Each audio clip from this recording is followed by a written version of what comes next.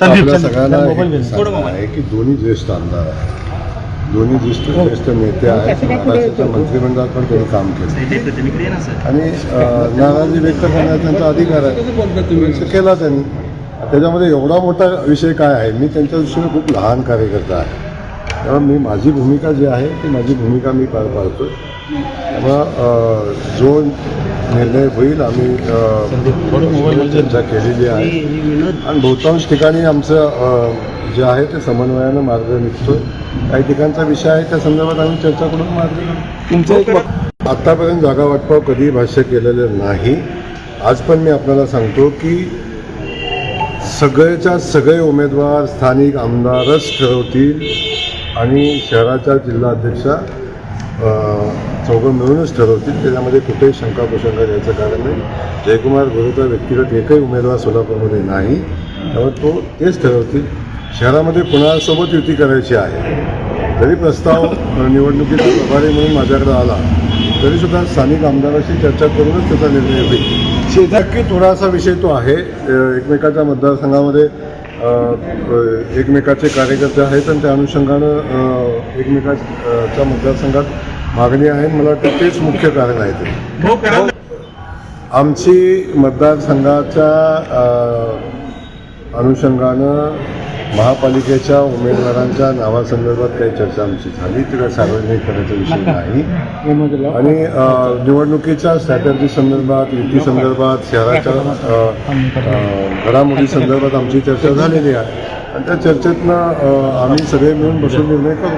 मला आपल्याला एक सांगायचं आहे की भारतीय जनता पक्ष सोलापूर शहरा एवढा मजबूत मला वाटत नाही दुसरा कुठं आहे. एवढी मजबूती पक्षामध्ये आहे, कार्यकर्त्यांची संख्या प्रचंड आहे. प्रत्येक आमदारांच्या कार्यकर्त्यांची संख्या नगरसेवक व्हायला इच्छुक असणाऱ्या प्रचंड आहे. एवढ्या प्रचंड कार्यकर्ते जेव्हा आहेत एकमेकांसोबत आणि ताकद तेवढी प्रचंड आहे, या परिस्थितीत थोडीशी होणार आहे. तिकिटा संदर्भात चर्चा होणार, थोडी घासाघासी होईल, थोडी नाराजी होईल.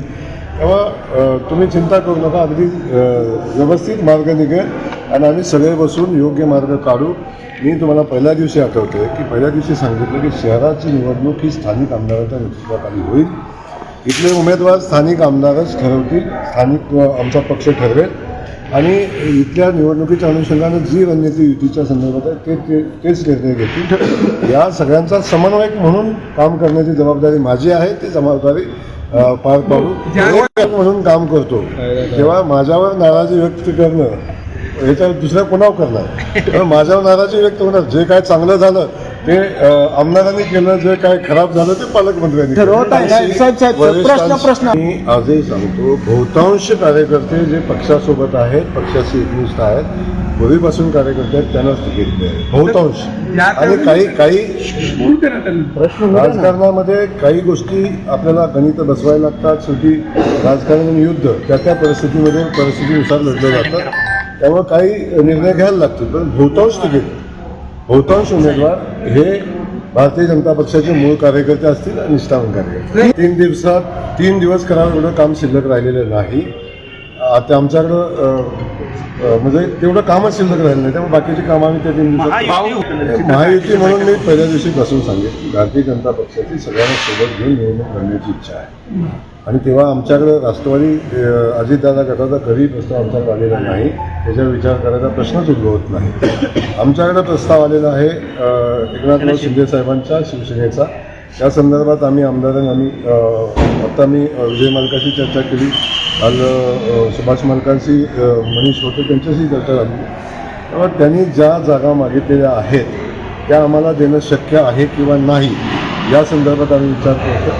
त्यांची जी मागणी आहे त्याची आम्ही वरिष्ठांना कळवलेली आहे आणि जर त्या अनुषंगानं काही चर्चा सकारात्मक होण्याची परिस्थिती आली तर नक्की आम्ही तुम्हाला सांगतो. पण आमची करण्याची इच्छा आहे. RPIचे काही लोक आहेत आठवले गटाचे, त्यांची काही मागणी आहे. परंतु त्यामध्ये काही गोष्टी आहेत की शेवटी आमचे कार्यकर्ते आहेत, त्यांचे कार्यकर्ते आहेत, युती करू आम्ही ठीक आहे. पण शेवटी ज्या सीटा देऊ त्या सीटा मागत असताना त्या ठिकाणचा आमचा मजबूत उमेदवार जर असेल, त्या ठिकाणी जर युतीतला आमचा घटक पक्ष सीट मागत असेल तर ते देणं शक्य आहे का नाही. त्या अनुषंगानं फक्त युतीची जागेची चर्चा करून जमणार नाही. शेवटी सीट्स कुठल्या कोणाला द्यायच्या आहेत आणि त्या ठिकाणी आमचे त्यांचे उमेदवार कोण आहेत हेही बघायला लागेल आणि त्याच्यावर चर्चा पहिली यादी नाही एकच यादी येईल आणि सगळी यादी एकत्र येईल.